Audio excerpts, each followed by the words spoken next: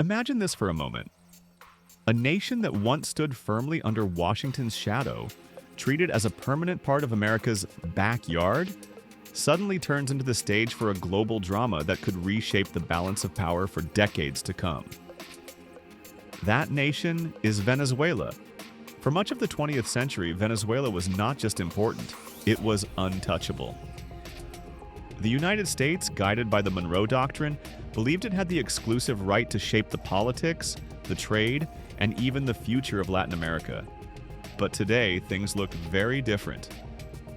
Venezuela, sitting on the world's largest proven oil reserves, has become the centerpiece of a contest between old influence and rising power. And the challenger, stepping boldly into Washington's hemisphere, is none other than China. Now, this story isn't only about oil, sanctions, or the survival of one government. It's about the erosion of U.S. dominance in Latin America and the rise of a new world order where Washington's word is no longer final. If you're enjoying this breakdown so far, please take a second to like this video and share it. It really helps the channel, and make sure more people can join in this conversation. So, how did Venezuela become a symbol of this shift? Let's rewind. In the early 2000s, China began what seemed at first like cautious economic engagement in Latin America. But beneath the surface, it was a long-term strategy. Secure resources, open markets, and build influence where Washington's presence felt overbearing. Venezuela, in particular, offered an irresistible opportunity. It had vast oil wealth, but it was increasingly isolated by U.S. sanctions and political pressure. Where Washington saw danger, Beijing saw leverage. China moved quickly.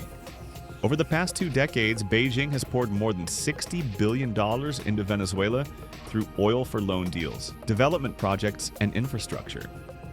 These weren't just financial transactions, they were political bonds. China was making itself indispensable, stepping into the very space the United States had abandoned. The difference in approach is striking. Washington chose punishment, sanctions, isolation, and exclusion from global financial systems. China chose partnership, roads, housing, telecom networks, and of course, cash. For Venezuelans struggling under hyperinflation and shortages, those differences weren't abstract. They were lived experiences. One power brought pain, the other brought projects. Now, was China acting out of kindness? Of course not. Every loan and project came with conditions: repayment in oil, preferential access to resources, and long-term commitments that tied Caracas closer to Beijing. But perception matters, and in Venezuela, perception shifted decisively in China's favor. Here's a thought for you. Do you think Washington's reliance on sanctions has actually pushed countries like Venezuela directly into China's arms? Let me know your opinion in the comments. I'd love to hear how you see it. The broader context is just as fascinating.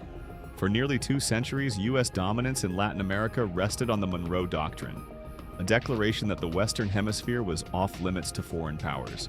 Backed by military interventions and economic leverage, Washington managed to enforce that doctrine with remarkable success. But now, in the 21st century, it's crumbling. Latin American nations are no longer content with dependency, no longer willing to accept that the U.S. alone decides their future. They're seeking alternatives, and China is offering them. Not just Venezuela, but Argentina, Brazil, Ecuador, and others are opening their doors to Chinese investment and trade. Timing also mattered. When Venezuela's economy collapsed under corruption and mismanagement, Washington doubled down with tougher sanctions, hoping to topple the Maduro government. Instead, those sanctions starved the economy of dollars and drove Caracas deeper into China's embrace. Oil-for-loan deals became lifelines. Chinese firms expanded drilling operations where Western companies had pulled out. In effect, Washington's punishment opened the door wider for Beijing. This isn't just an economic rivalry, it's a symbolic one. For Beijing, Venezuela represents proof that China can project influence into America's own hemisphere, long considered untouchable. For Washington, the persistence of Maduro's government, despite years of pressure, is a stinging reminder that sanctions are not as effective as once believed. And this raises a critical point: multipolarity. For much of the post-Cold War period, the world seemed unipolar. America at the center, setting rules and enforcing them. But today, the rise of China, the persistence of Russia, and the assertiveness of regional powers are creating a world of choices. Latin American nations, once trapped in dependency, now see options. They can join China's Belt and Road Initiative, sign defense deals with Russia, or balance between Washington and Beijing to maximize their own autonomy. That's not just geopolitics, it's psychology. For the first time in generations, countries feel they have real alternatives. And in international politics, the perception of choice is powerful. But let's be clear, this isn't without risk. When global powers compete in fragile nations, it is often the people who pay the highest price. Venezuela, already battered by inflation, shortages, and migration, could easily become the site of a proxy struggle that echoes the worst of the Cold War. Washington tightens sanctions, Beijing deepens investment, Moscow sends advisors, and suddenly, ordinary Venezuelans are caught in the middle of a global chess match. Think, too, of how this rivalry spreads beyond Venezuela. Telecommunications contracts, ports, oil refineries, every deal becomes a test of loyalty. Washington warns against Huawei building 5G networks, while China promises cheaper, faster infrastructure. And each decision by Latin American governments isn't just about technology. It becomes a geopolitical signal. Which side are you on? So where does this leave Washington? The US now faces a choice.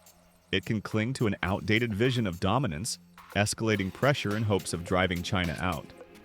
Or it can accept the reality of multipolarity, competing where necessary but cooperating where possible, and most importantly, treating Latin America as partners, not subordinates.